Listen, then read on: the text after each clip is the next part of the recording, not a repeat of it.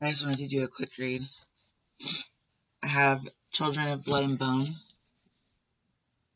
and this is actually by Tony Adeyemi.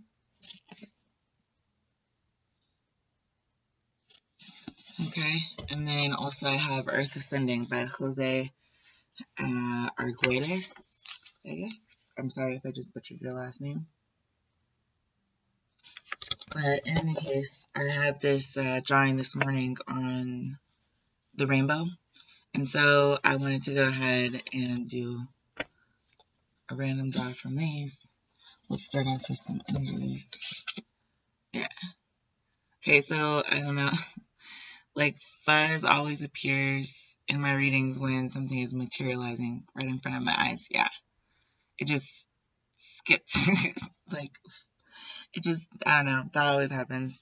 But I Am the Prize came out. So this is Queen of Swords in reference to this. And then we'll get one for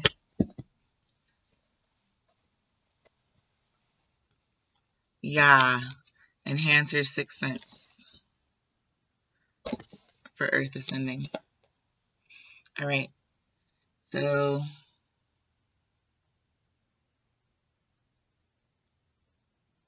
we'll do a random draw out of Children of Blood and Bone first.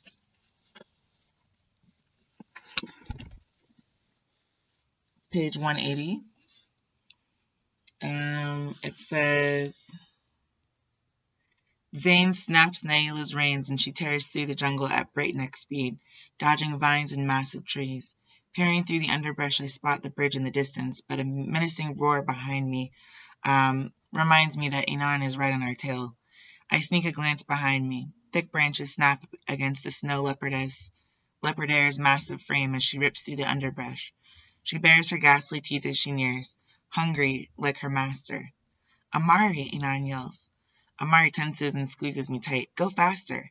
Naila already sprints faster than I've ever seen her go, but somehow she finds the strength to push. Her bounds lengthen our life, creating needed distance between us and our pursuers. We break through the underbrush and skid to a halt before the rickety bridge. Withering vines string together the rotted wood. With a gust of wind, and the entire structure quakes. And like I said, it's page 180 of Children of Blood and Bone.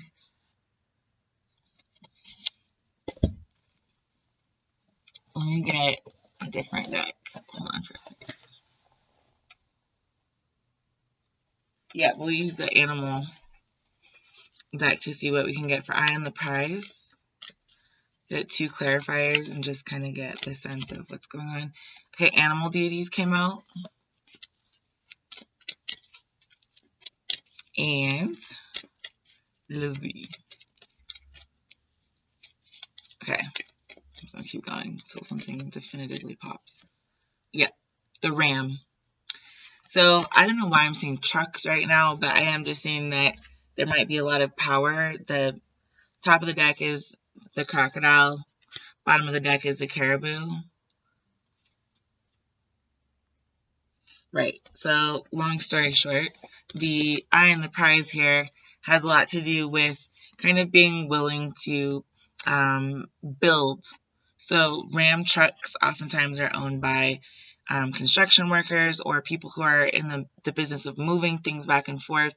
Animal deities, for some reason, I'm just seeing like totem pole kind of energy, so building towards something. So you see how half the moon is visible here? I'm seeing the light bulb or the idea that is being brought into fruition or being built being something that you kind of need to push through or bulldoze through, especially with that passage. So that's what I'm getting for Children of Blood and Bone.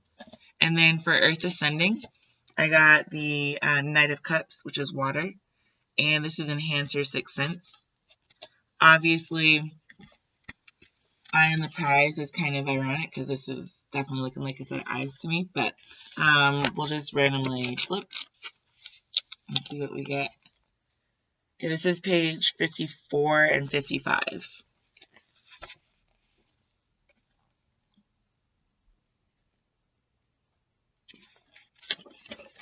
And I'm just going to read the first, I just opened, so I'm just going to read the first paragraph. Here we present visual patterns originally and traditionally drawn upon the earth with sand. The pattern on the left is from one of the most aboriginal of all traditions in the Australian. It represents carpet snake dreaming. In the center is a water hole. The circles at the sides are snakes turned into rocks. The overall effect is an intensely vibratory, highly geometric pattern. The title of the painting indicates that the total image is a psychic map, which, through its primordial pattern abstraction, this is making me emotional a little bit because of the fact that I've been talking about picking out patterns from life rather than looking at it as a coincidence lately. And it's been very obvious to me that those correlations have been made. So this is just everything that I've been experiencing. It's intense. The overall effect is an intensely vibratory, highly geometric pattern. The title of the painting indicates that the total image is a psychic map, which, through its primordial pattern abstraction, is capable of linking terrestrial, animistic, and mental events into one whole. Hence, the painting or iconic image may be referred to as an attunement, temporary, or a template or a memory plate, for its function is fulfilled when it recalls, in the perceiver, the total field of events, images, and illusions. Then it goes on to talk about the holonomic, holonomic model. I'm having such a hard time pronouncing my words and reading right now. I feel like the water energy off of this, or the Knight of Cups, I kind of feel someone might be woozy or having a hard time understanding. I'm hearing woo-woo. So a lot of times people call what they can't understand or what they think is a magic trick that you would do for a child. They think of that kind of stuff as kind of woo-woo, right? So I'm feeling woozy as in I just feel like someone maybe doesn't believe in a sixth sense, or maybe that there's a distinct difference between being able to naturally psychically map and not. That's what I've been wrestling with, is disclosing this, is because not everybody has access to it, and therefore it's really not fair. Who gets the letter from Hogwarts? I don't want to be the person that's the sorting hat. Even though that's a sense that I feel like I've definitely started to tap into, it kind of becomes a burden when you've got to let people down. So I've either got to get way better at letting people down, or kind of learn how to compartmentalize this quite a bit. Let's take a look at the mental map.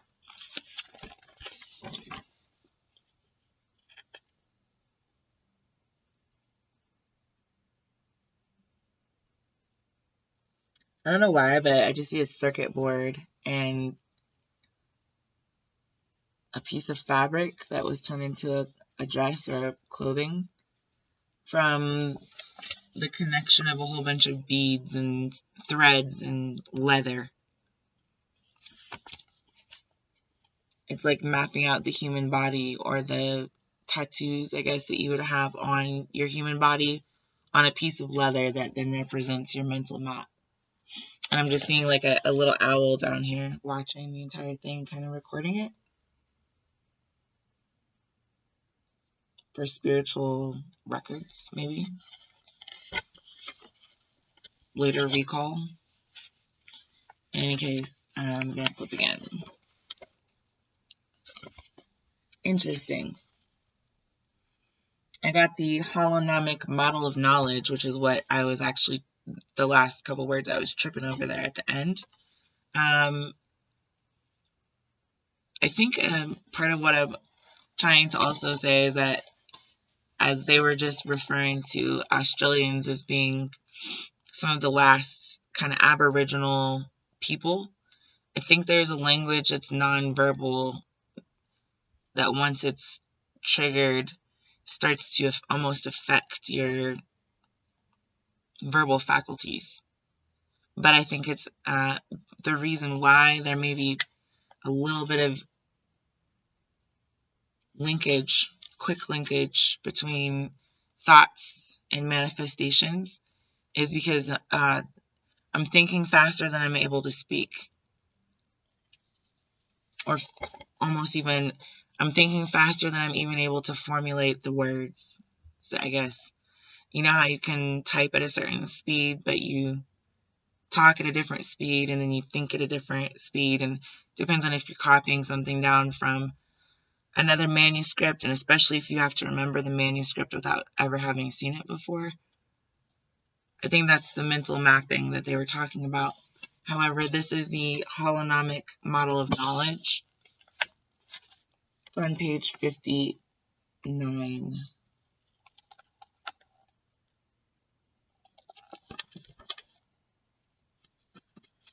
It talks about three main topics or focuses in this. One is the heavenly sciences, two is the human or biopsychic sciences, and three are the earthly sciences. I'm going to read the second, actually. We'll do the middle. So we'll read the second paragraph. At the core of the holonomic model of knowledge is shamanism, representing the primordial, undifferentiated synthesis of knowledge and experience.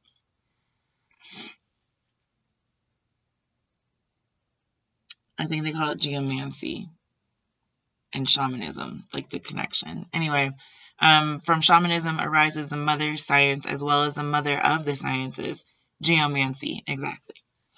The science that investigates the relation between man, heaven above, and earth below. Given the three hierarchic coordinates contained within the definitions of geomancy, knowledge can be understood as three mutually evolving and intersecting fields: heavenly sciences, earthly sciences, and human or biopsychic sciences. So body, mind, and spirit. Just look at that. Seen as a whole, the three fields of knowledge and their celestial and terrestrial subsets comprise the science of unity or holonomy itself. So when you're thinking about being a hollow person, it doesn't mean that you're necessarily empty or devoid of anything. It means you either carved out space for yourself to experience an additional sense, an additional sensory input, or you have an ability that has not quite yet peaked because you're unbalanced. You're more on the geomancy or more on the shamanism side of things, perhaps. When shamanism is equal to spirituality or religion, and geomancy is more related to the sciences. So then you can connect body, mind, and spirit with all three associated with science. I think that's the point. So overlapping those two graphs with each other and then being able to see the way in which they link together. So that half moon, that's half the story. You need the other half the story. Then you can also kind of take into account the nature of blood.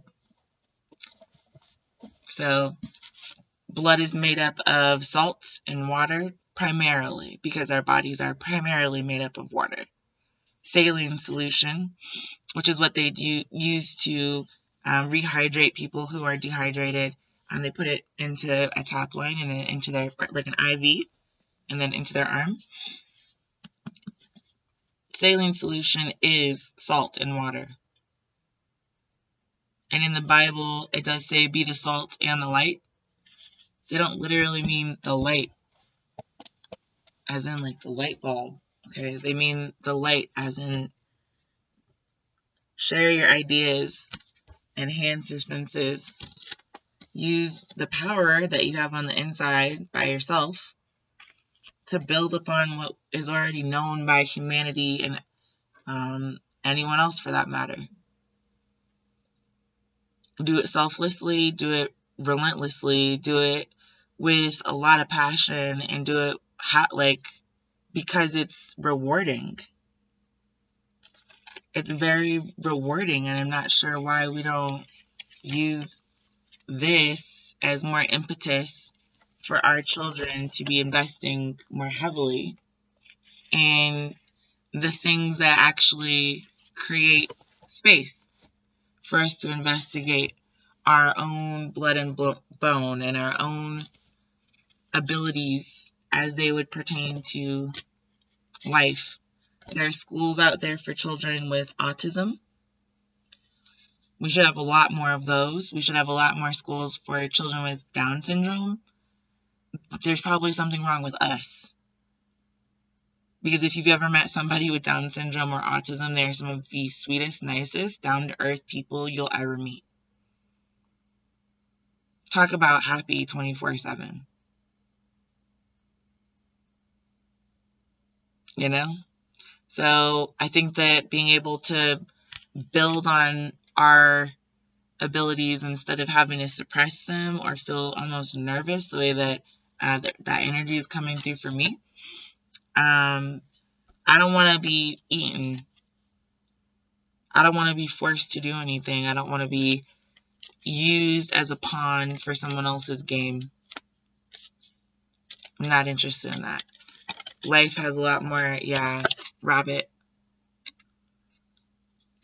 Life has a lot more that I would like to do with it than to play a game where we're trying to keep each other's eyes off the prize and hide the growth that we experience with our sixth senses or with our abilities, because they do develop.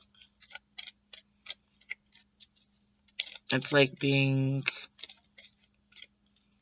at the gym 4 times a week or 5 times a week or whatever times a week. It's like that. You see the results of your mental prowess as your abilities progress. And I think there's no such thing as a hierarchy, which is why I hate competition a little bit. I love athletics, don't get me wrong. But competition is where you're no longer building together. You're simply, I'm putting a block down and then you're picking it up and taking it elsewhere to build on something else that someone else created. So that's not teamwork. Right. This is the Jaguar. It's not teamwork. That's just flat out underhandedness. I guess we'll leave it there. Right. There's the dog. Basically, you need to be like loyal and devoted to people in order to have that reciprocal relationship. So if you've not been that way towards somebody, don't expect it back. As much as people would like for you to believe that you're somehow decrepit if you try to enhance yourself, it's because it's easier for them when you're on your knees. They don't want to see you stand up.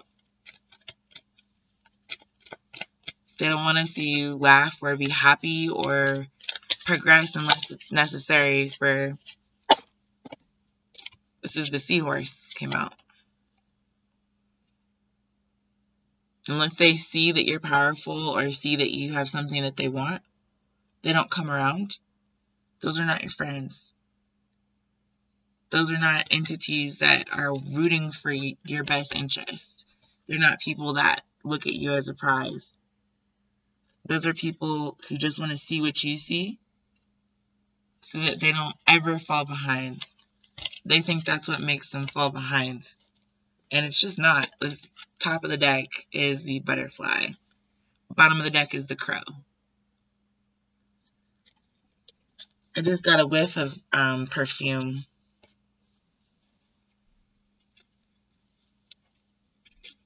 Yeah, it's that all that glitters is not gold kind of thing. Your mind is the gold. That's the gold. You are the prize, but you're the only one that can turn on the light. You're the only, like, you can lead a horse to water, but you can't force him to drink. It's the same thing. I can show you where the light bulb is, but I can't really make you build. There's that totem pole.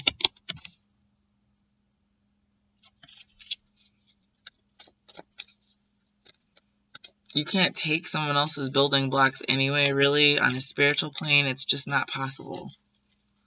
Yep, there's the crow. Is this the crow? Yeah, there's a raven in this deck too, so I have to check. So there's a crow, there's a snake. I hope that whoever wants to become, yeah, there's a dog. So I really hope that whoever wants to build themselves up has a way to do that and a means to get there. This is my way of contributing, I guess, to me and my legacy, is by leaving my carbon footprint as being loyal to myself, my journey.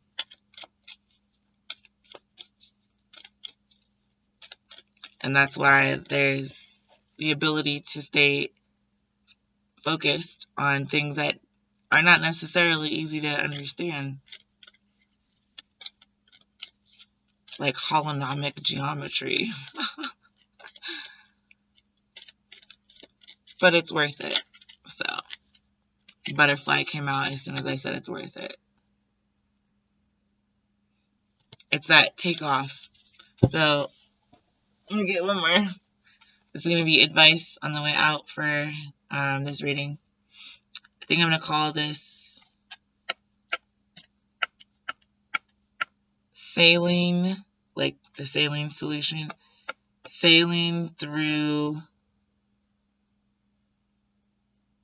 mist with the mist of blood and rainbows, or something like that. I don't know. This is the Emperor. There you go. Divine masculine energy coming through. Get glowing. It's pure genius. This is that energy that is going to translate directly into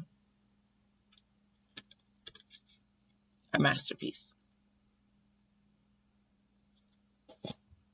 So try to go master your little slice of peace in heaven and all that good stuff that y'all are into as well.